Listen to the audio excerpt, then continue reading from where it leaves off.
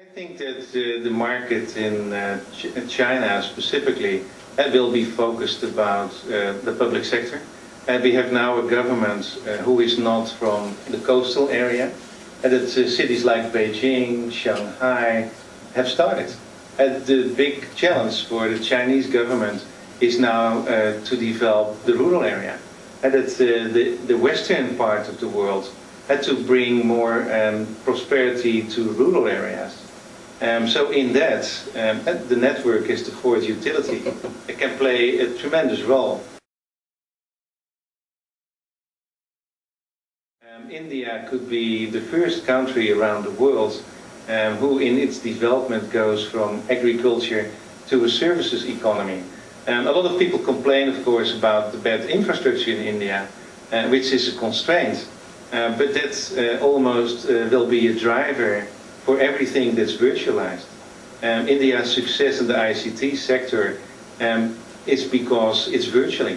You don't have to purchase land, you don't have to build factories to be successful in an ICT sector.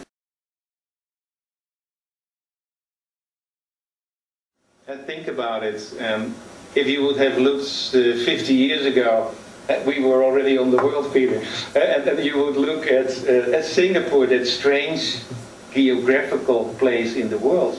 Nobody would have predicted that would become the logistical hub for Asia.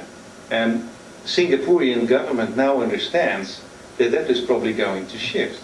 And that it will shift to places like Dubai, to Abu Dhabi, potentially Jeddah, Saudi Arabia. Because geographically there is an advantage.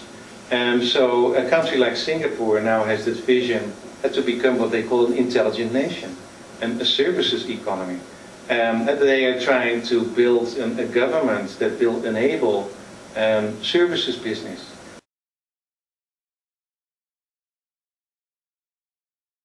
What you mostly see in Middle East type of countries and states, I would also almost call it the Porter's dream coming through, a cluster of economic activity around a specific theme, either being it education, being it knowledge city, like we're working in Saudi Arabia with the Medina Knowledge City, where you have a spiritual center of the world, where millions of people are coming to Mecca.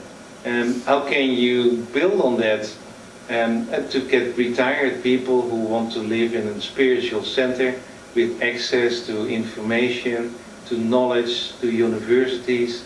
And so you see themes and clusters around which an entire ecosystem of small and medium business partners and investors will be built.